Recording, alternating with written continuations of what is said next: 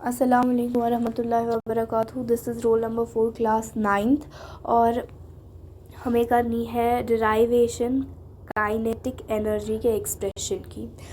तो पहले हम कंसिडर कर लेते हैं कि एक ऑब्जेक्ट है जिसका मास है m और वो किसी वेलोसिटी से मूव कर रहा है एक परफेक्टली फ्रिक्शनलेस सरफेस पे।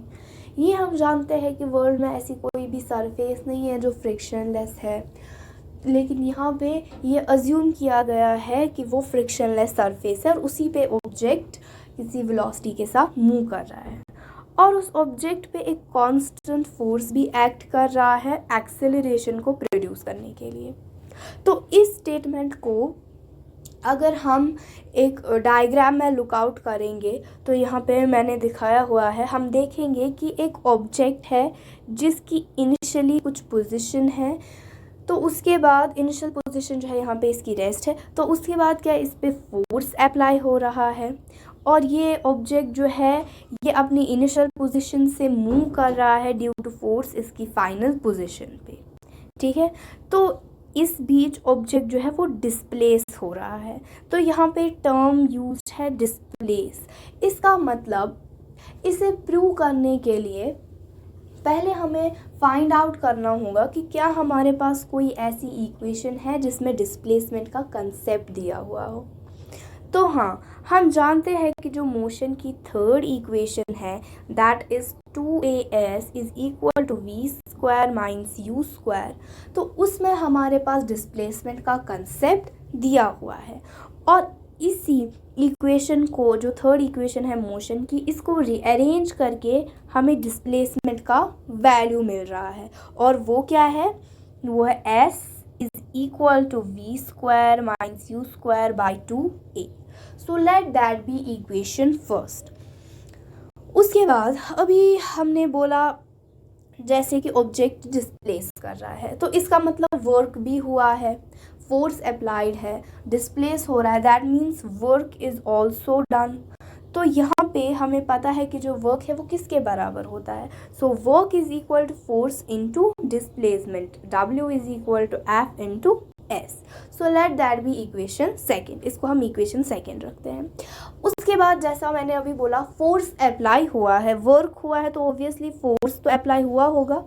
तो हम जो फोर्स का इक्वेशन है, फोर्स किसके बराबर है वो लिख लेते हैं यहाँ पे। तो हम जानते हैं जो फोर्स है वो किसके बराबर है, mass into acceleration m into a।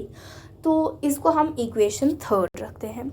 उसके बाद अब अगर हम इन इक्वेशंस को आपस में मल्टीप्लाई करेंगे तो यहाँ पे हम देखेंगे कि ये s और s कैंसिल होगा, f और f कैंसिल होगा और हमारे पास क्या बचेगा, तो हम इसे ऐसे लिख सकते हैं कि from equation first, second and third we get W is equal to v square minus u square by 2a multiplied by m into a, mass into acceleration, क्योंकि हमने देखा ऊपर के हमारे पास यही बचा था, तो इसे हम यहाँ पे लिख लेंगे। तो ये जो W लिखा हमने, W is equal to v square minus you square by 2a into m into a, इस इक्वेशन को हम रिराइट कर सकते हैं as W is equal to m into a into v minus you square, v square minus you square by 2a। तो यहाँ पे अगर आप देखेंगे तो a और a आपस में कैंसिल हो रहा है, तो उसके बाद हमारे पास जो प्रोडक्ट बचता है वो है W is equal to m into V square minus you square by 2, क्योंकि जो a है वहाँ पे ऊपर मैंने दिखाया कि वो कैंसिल हो रहा है।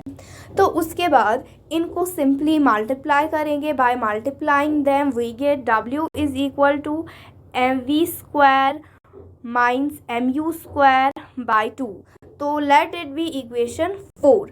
और ये जो इक्वेशन 4 है इसको हम लिख सकते हैं एज, मतलब 2 को अलग, अगर हम इन दोनों के साथ अलग अलग करके लिखेंगे, पहले 2 जो है वो दोनों के साथ है एक ही साथ है, मतलब दोनों के। तो अब अगर हम इसको अलग अलग करके लिखेंगे तो वहाँ पे हमारे पास आएगा W is equal to mv²/2 minus mu²/2।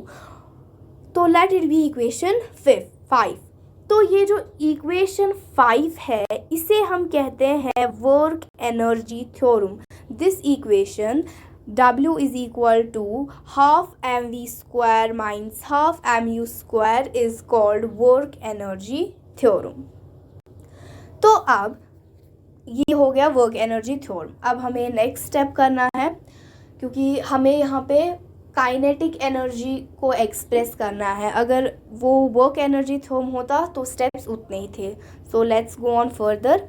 तो अब जैसा मैंने पहले ही बोला, जो ऑब्जेक्ट है इनिशियली वो रेस्ट पे था, तो इसका मतलब अगर इनिशियल पोजीशन रेस्ट है, जो u है दैट इज इनिशियल वेलोसिटी, वो 0 होगी। और अगर हम यहाँ पे पुट करेंगे हाफ mu² के बदले 0, तो half mv², anything subtracted by -0 is equal to itself, मतलब वो वापस वही नंबर आएगा। तो यहाँ पे अगर हमने हाफ mv² को सब्ट्रैक्ट किया 0 के साथ, तो वो किसके बराबर आएगा? हाफ mv² ही, है ना। तो यहाँ पे हम लिखेंगे W is equal to half mv²। तो यहाँ पे ये लिखा हुआ है mv²/2, ये है हाफ mv², तो इसे हम ऐसे भी लिख सकते हैं, है ना। तो अब क्या है, हमें प्रूव करना है काइनेटिक एनर्जी, और यहाँ पे वर्क दिया हुआ है। लेकिन हम जानते हैं जो वर्क और एनर्जी है उसका यूनिट सेम है, तो इसका मतलब यहाँ पे हम वर्क के बजाय फोर्स को भी यूज़, ये एनर्जी जो काइनेटिक एनर्जी है उसको भी यूज़ कर सकते हैं। यहाँ पे हम लिख सकते हैं ई के इंस्टेड ऑफ वर्क। अब हम काइनेटिक एनर्जी क्यों लिखेंगे? क्योंकि ये जो वर्क है ये मोशन में हो रहा है ना, जो ऑब्जेक्ट है वो मोशन में है। तो इसका मतलब जब कोई भी ऑब्जेक्ट मोशन में होता है वो पॉजेस करता है काइनेटिक एनर्जी, जिसको हम लिखते हैं ई के। तो इसका मतलब यहाँ पे हम लिखेंगे ई के is equal to half mv², और ये है हमारा एक्सप्रेशन जो कि प्रूव